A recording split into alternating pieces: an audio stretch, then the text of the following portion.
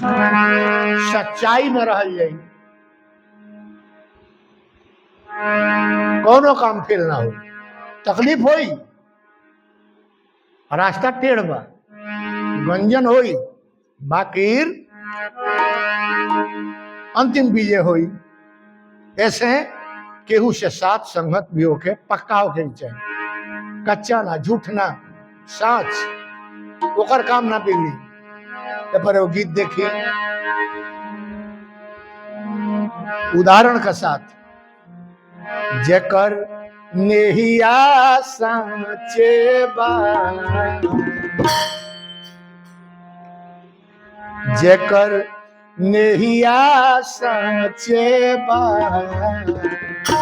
प्रीतिया अनाछू, जेकर नेहिया साचे बा, प्रीतिया नाछू।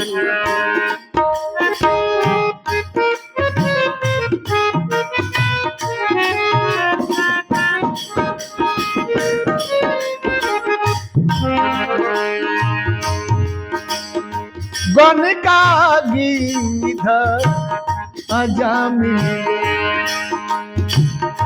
गन का गीधर अजामी लगा,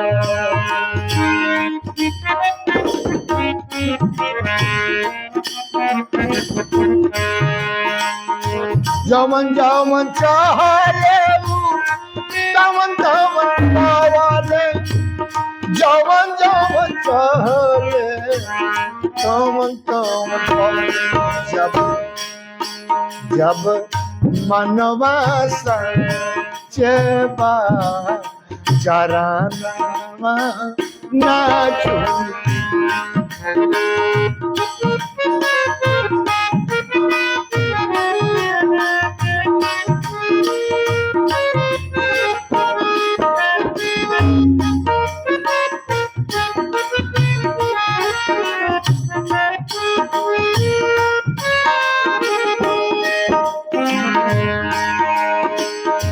लइका ध्रुआ जी जंगल गई,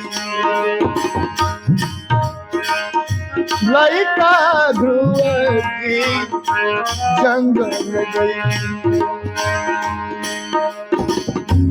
दौड़ल प्रभु जी लागे अइले, दौड़ल प्रभु जी लागे अइले। जब कानवानी मलबा सहतिया ना फूली, जब कानवानी मलबा सहतिया ना फूली, जेकर नहिया साचे बा, प्रीतिया ना छूटी। ए भैया हनुमत ऐसन साथ निभई,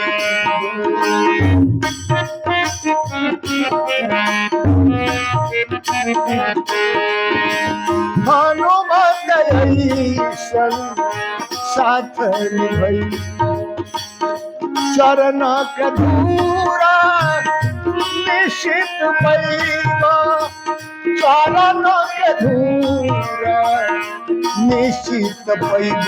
जब दिलवा दयालु बा, जहानवा ना रूठी, जब दिलवा दयालु बा, जहानवा ना रूठी। ऐसे बीजा के मानो ध्यान लगा, बीजा के मानो तोनी ध्यान लगा, मन से प्रभु जी के गोहरावा, मन से प्रभु जी के गोहरावा। एगो घर में ऐसन बा कि चोरावा ना एगो घर में ऐसन बा कि चोरावा ना लूटी जेकर नहिया साचे बा ओ जेकर नहिया साचे बा प्रीतिया ना छूटी प्रीतिया ना छूटी ओ प्रीतिया ना छूटी जेकर नहिया साचे बा प्रीतिया ना छूटी जेकर नहिया साचे बा प्रीतिया ना छूटी